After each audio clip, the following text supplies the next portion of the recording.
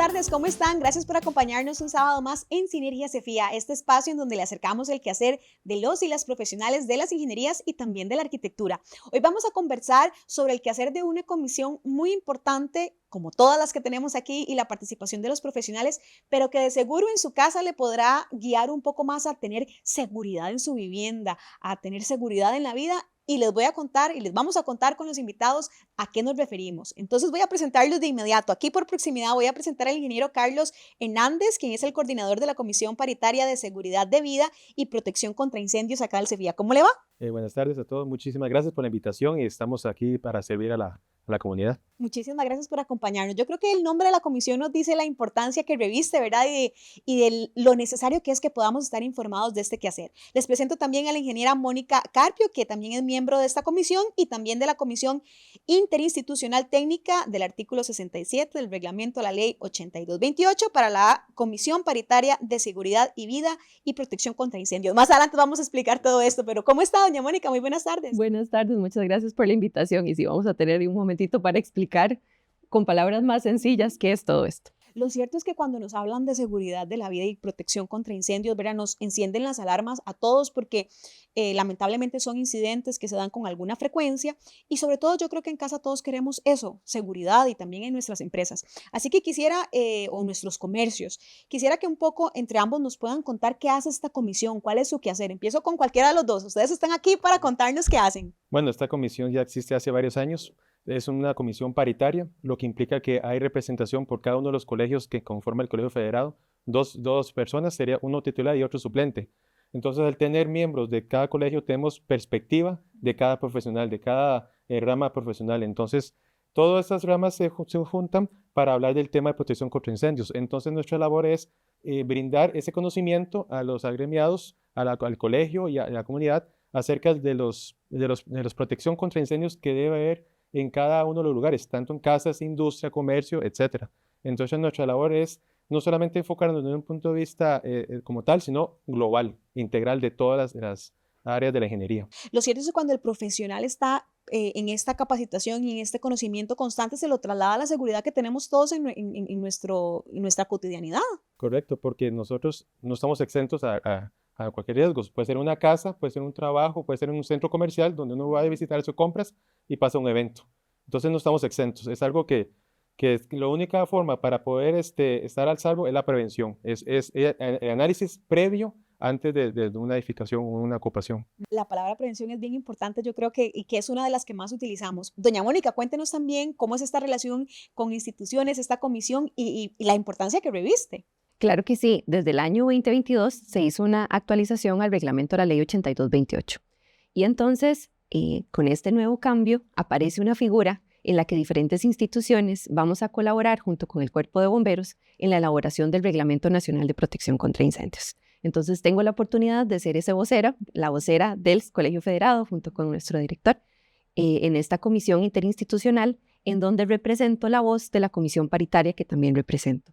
O tengo ahí el campito también por parte del CITEC. Y es muy importante también esta articulación, y usted mencionaba algo clave, bomberos, y estoy segura que hay otras instituciones que tienen que ver con esto, porque la articulación tiene que ser de todos, ¿verdad? Yo creo que hemos aprendido mucho en el programa a que el profesional es quien nos lleva al conocimiento, que nos da esta seguridad, que tenemos un rol importante, los ciudadanos, ¿verdad? En las buenas prácticas y desde luego ustedes también como en el desarrollo de los proyectos, pero además las instituciones que son las que pueden regular, velar, tienen un rol fundamental y es esta articulación.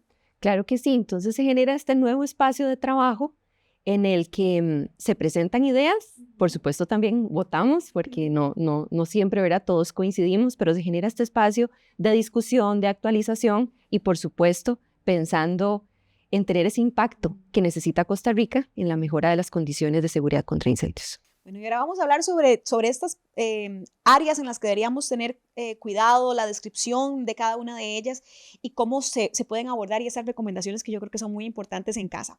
Hablemos de la parte eléctrica, que yo creo que es una de las que deberíamos tener más conciencia, y que a veces como ciudadanos somos muy arriesgados al no contratar a un profesional o hasta ponernos a hacer algunas prácticas que no son las correctas. Pero entonces quisiera que empecemos a hablar sobre eso. ¿Cuáles son los principales incidentes asociados a los temas eléctricos y qué es lo que ha visto la comisión?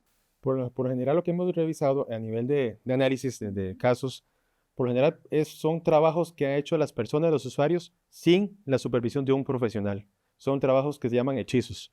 Esos trabajos tienen mucho riesgo porque lo hacen personas sin el conocimiento del tema, de lo que es la electricidad. Sabemos que la electricidad tiene sus leyes, tiene su ingeniería como tal, entonces lo recomendable es que sea un profesional con el conocimiento de la materia que dé la asesoría para una ampliación, por una remodelación, etcétera. Entonces, muchos de los casos que ha habido de incendios es por trabajos que ha hecho la gente sin ese conocimiento, esa expertise. De hecho, si vemos las estadísticas nacionales, tenemos un problema importante relacionado a sistemas eléctricos y equipos eléctricos. Entonces, existe una gestión, por supuesto, de qué estamos realizando en nuestra casa, a quién estamos contratando, si es que contratamos, ¿verdad?, a una persona. Y nos toca empezar ese proceso, si lo vemos desde nuestras familias, nuestros hogares, una pymes, una industria. ¿Cuándo fue la última vez que se hizo una evaluación del sistema eléctrico? ¿O quiénes fueron parte de esa revisión o de esa actualización? Porque también el sistema eléctrico, como todo, requiere mantenimiento. Entonces, imprescindible el mantenimiento eléctrico de nuestras casas, de nuestros negocios, porque no es un sistema perfecto. Es un sistema que es muy bueno, efectivo, si se diseña de acuerdo a códigos, pero requiere el constante revisión, mantenimiento, más que estamos en un país donde constantemente el clima influye en nuestros hogares, sea el calor, sea la lluvia, etcétera. Entonces, por el tema de la corrosión en el ambiente, eso puede afectar el sistema eléctrico. Por eso sí, muy importante la revisión continua. ¿Cada cuánto puede ser esa revisión? Aprovechando para que los que están ahí en casa, ¿verdad? Y viéndonos en este momento digan, uy, yo no sé si ya me han venido a revisar el sistema eléctrico. ¿Cada cuánto debería ser? Bueno, eso depende del lugar, porque es un país donde en el sector de la costa tiene su velocidad de corrosión distinto al Valle Central, distinto a la gente de la montaña. Entonces, la recomendación es que se acerque al profesional, al ingeniero eléctrico que tiene el conocimiento, y él le puede hacer la asesoría que dependiendo del lugar, dependiendo de la zona geográfica, le puede indicar cuál es la recomendación de ese mantenimiento. Idealmente, cuando yo contrato a un profesional para que me haga una casa, un local, mi recomendación sería consultar a ese profesional cuál es el mantenimiento que requiere ese local. No simplemente que yo reciba el producto hecho y empezar a usarlo, es hacer una consulta a ese profesional que recomienda a nivel normativo que el procedimiento que se debe realizar. Hay algunos aspectos o tal vez quisiera poderles preguntar de situaciones que podemos ver en la casa y que no sabemos si deberían llevarnos a buscar a un profesional o no. No sé, por ejemplo, que se nos dispara mucho un breaker, que es como, bueno, aquí ustedes me van a decir la palabra correcta. Justo eso te iba a decir. Hay claves que nos dicen, debemos hacer esa llamada, debemos buscar a ese profesional.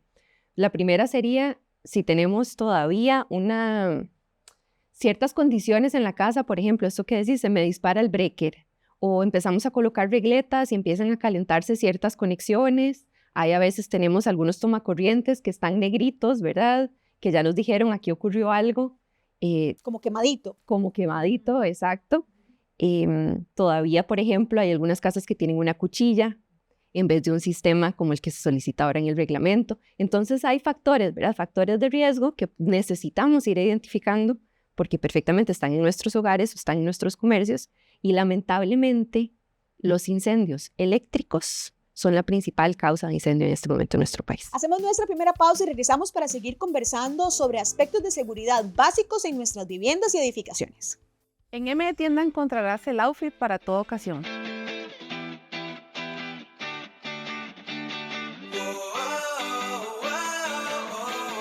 Todas nuestras prendas se encuentran en tendencia y a precios súper accesibles. Te invitamos a visitarnos en nuestra tienda física ubicada en Acerrí, Plaza Geisa, local número 5. Además, a seguirnos en nuestras redes sociales y también pueden hacer sus compras por medio de nuestro WhatsApp y nuestra tienda virtual. Hacemos entregas a todo el país por medio de Correos de Costa Rica.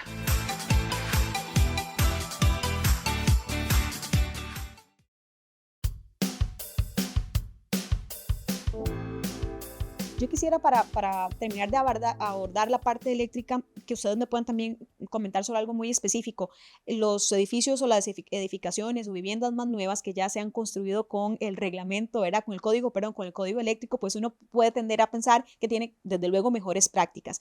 Pero ¿qué pasa si yo estoy en una casa, o quienes nos están acompañando en este momento viven en esa casa hace 25 años, la casa se construyó hace mucho tiempo, han ido haciendo algunos cambios, pero no necesariamente, ¿verdad? Se hizo todo este ajuste eléctrico a propósito de estos más de 10 años del código. ¿Qué recomendaciones les darían ustedes, sobre todo voy a hablar de prácticas que hemos hablado que no son correctas en otro momento? ¿Qué los pensamos con un tornillo? ¿Qué les ponen cinta o tapecito negro? ¿Qué dejamos las instalaciones que no son permanentes como si lo fueran? ¿Qué le puedo decir a alguien que tiene una edificación más antigua al código eléctrico? Vamos a ver, de esto parte de lo que tenemos que ayudar a la población, y por eso es la importancia de estos espacios, es ese autoanálisis y ese autoestudio. Tengo que conocer la condición en la que vivo y a partir de las condiciones, porque todos tenemos, ¿verdad?, realidades diferentes, qué factores de riesgo de mi casa o de mi negocio, de mi comercio, podrían representar, mantengámoslo en incendio, ¿verdad?, podrían representar un riesgo de incendio. Ya hablamos de algunas de las variables, ¿verdad? Vimos que se calienta, pero también hay otros factores. Pensando en una casa, bueno, ya vimos el uso de las regletas. Entonces tenemos instalaciones temporales que se convierten en permanentes. Quiere decir que hay que hacer un estudio de cargas y necesitamos a un profesional que nos verifique que lo que estamos en este momento utilizando verdaderamente es acorde a la carga con la que fue diseñada la casa en su momento. Y ya luego hay otras prácticas del día a día.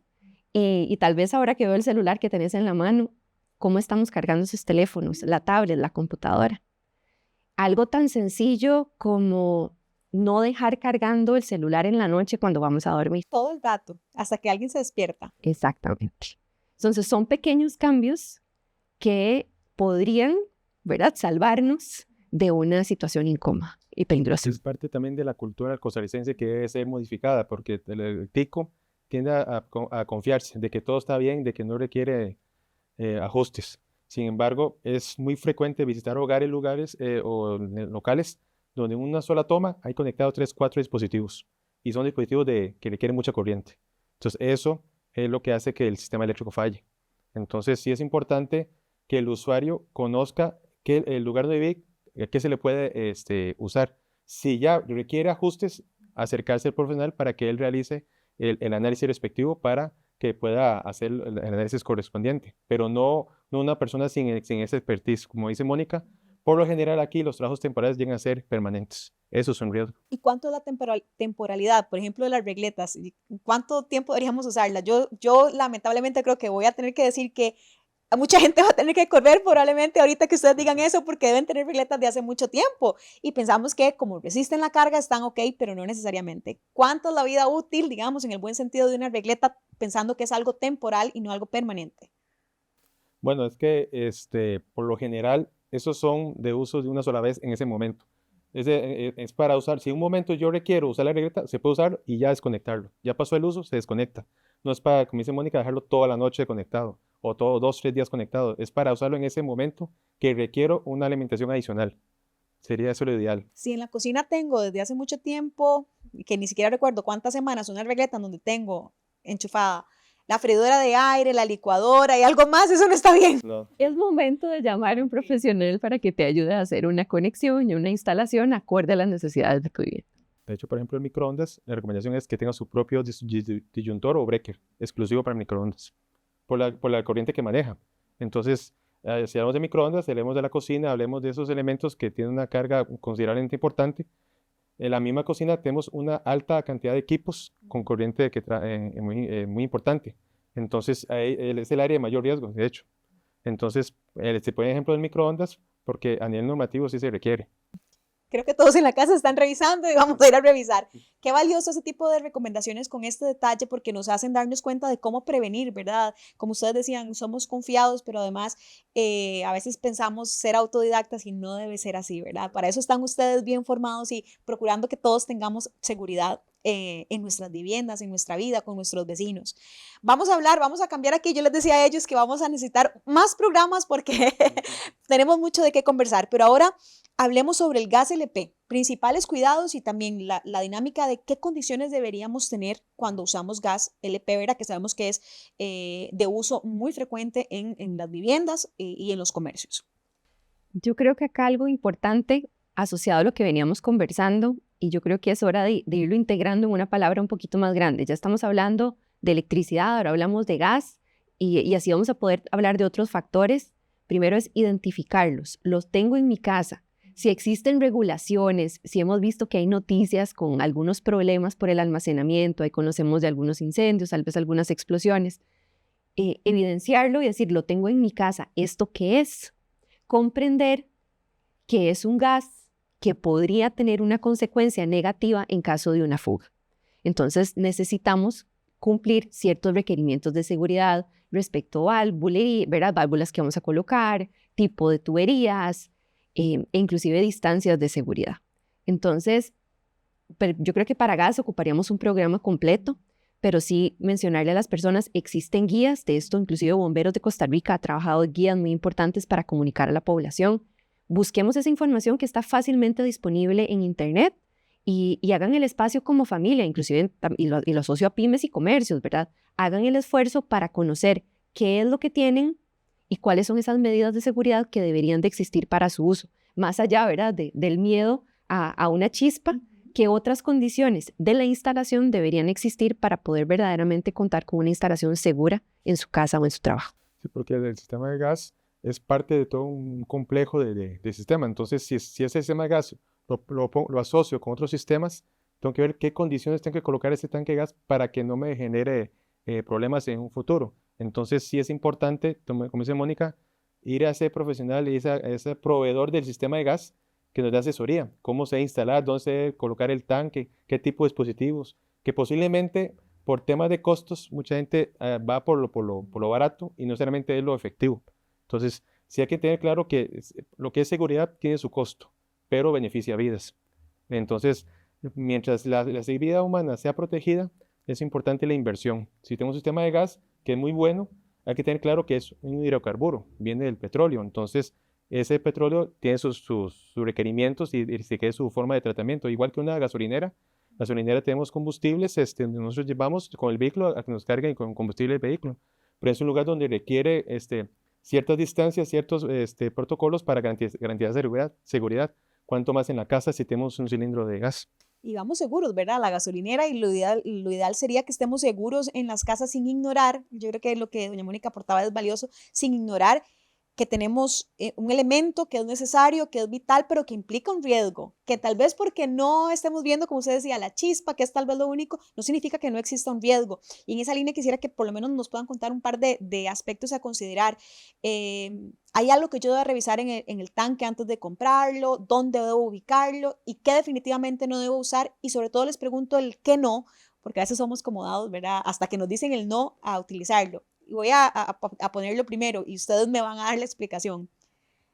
La gente piensa a veces que agarra un pedazo de manguera de la que uso para el jardín y lo pongo en el tanque y estoy listo. No. Uy, vamos a ver lo principal, y creo que es muy difícil, porque yo creo que, bueno, al menos los usuarios de gas, yo soy usuaria también de gas en mi casa, cuando tenemos que comprar un cilindro, ¿verdad?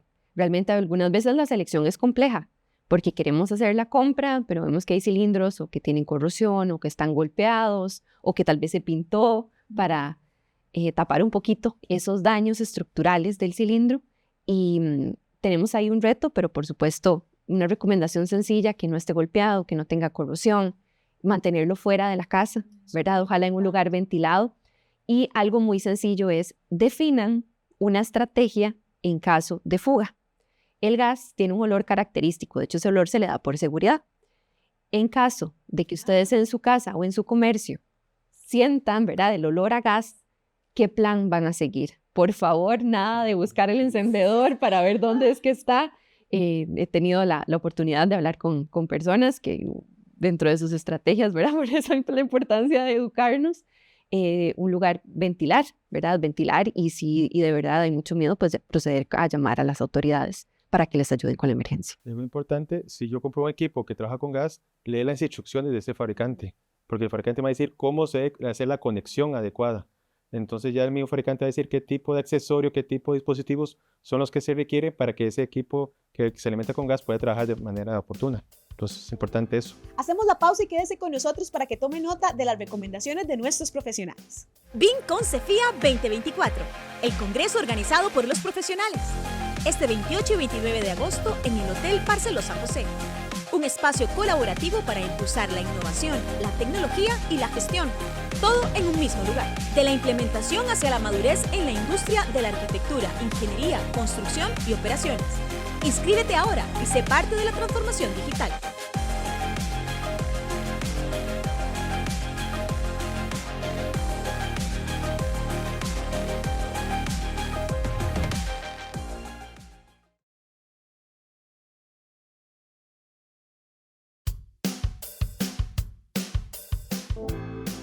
Vamos ahora a pasar a otro de los temas que ustedes nos mencionaban o que me mencionaban antes de que pudiéramos hacer este espacio, porque queríamos abordar, y es la intención, poder abordar la mayor cantidad de aspectos importantes para que podamos todos en casa y en nuestros negocios también ser parte de esta solución a través de conocer. Yo creo que la clave ha sido que podamos conocer y ser previsores en distintas situaciones. ¿Cuáles son esas situaciones emergentes o condiciones emergentes o riesgos emergentes que ustedes me decían y que estoy segura me van a dar un ejemplo por segunda vez que lamentablemente creo que hacemos mucho en casa? ¿Cuáles son esos elementos emergentes y cuáles son algunos de los ejemplos y las cosas que no deberíamos hacer? Voy a devolver tal vez ahora lo que mencionamos del celular. Tenemos una condición y lo hablamos de emergente a pesar de que lo estamos utilizando ya desde hace muchos años relacionado a las baterías de litio. Entonces, las baterías de litio por sí mismas tienen una capacidad, en el momento de que se calientan, una aceleración en este proceso de calentamiento. Por tanto, el enfriamiento es muy complicado. En el caso de las baterías de litio, si lo consideramos en la casa, lo tenemos en el teléfono, en la tablet, en la computadora. Ahora entran nuevos dispositivos, ¿verdad? Se pusieron de moda estos scooters eléctricos o las bicicletas eléctricas. Y a pesar de que en este momento no tenemos tal vez una guía o un lineamiento puntual a nivel nacional de qué hacer con estos dispositivos, sí es momento de traerlo a la mesa, ¿verdad? Traerlo a la mesa de conversación y decir, esto es un factor de riesgo importante en mi hogar.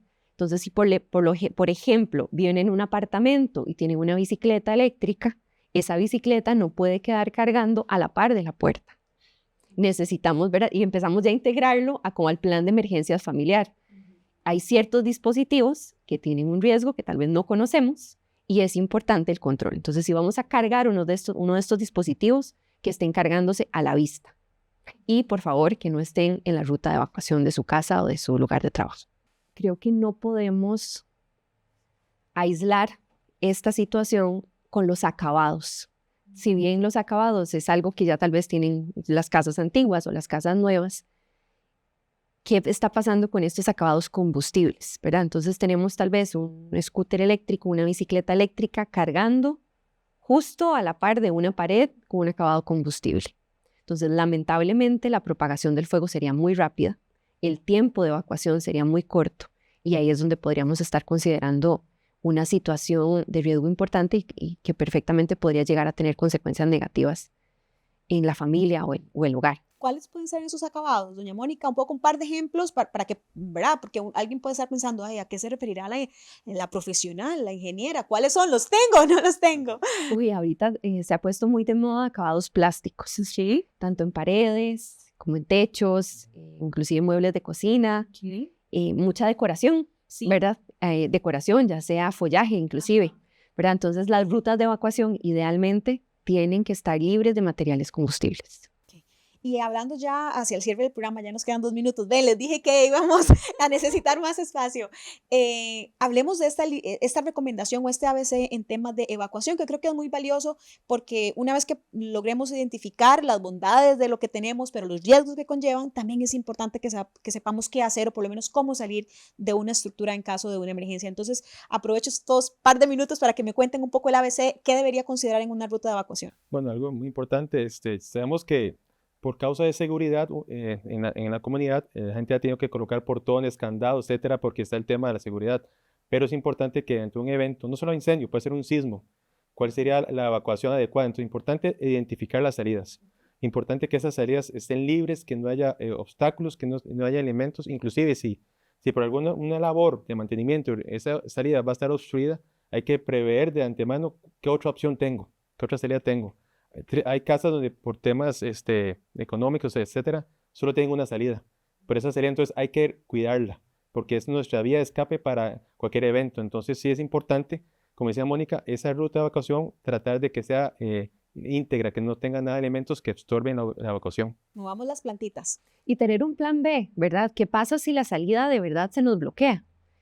Tal vez hay que buscar un plan B en el segundo piso. Conozcamos a nuestros vecinos. Inclusive tal vez tratar de integrar estas estrategias a un plan de emergencia, ya sea familiar, o retomar ese plan de emergencia que tal vez en algún momento se necesitó para el permiso de funcionamiento. Retomarlo, sacarlo, leerlo, sacar el tiempo y considerar aspectos como por ejemplo las llaves, la comunicación, los teléfonos. Y son pequeños detalles que pueden lograr una gran diferencia en el momento de una emergencia.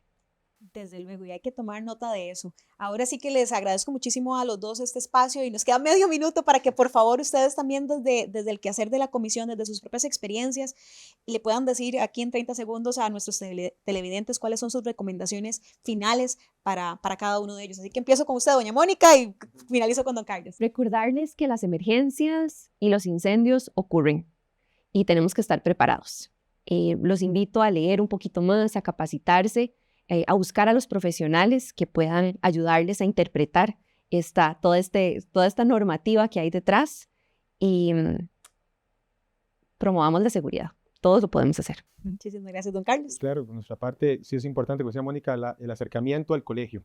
El colegio cuenta con profesionales con experiencia, con conocimiento para tratar ese tema. Entonces, a la comunidad, el Colegio Federado está abierto a ese tipo de temas, tiene los profesionales adecuados y que, como dice Mónica, es un riesgo que está latente en cualquier lugar.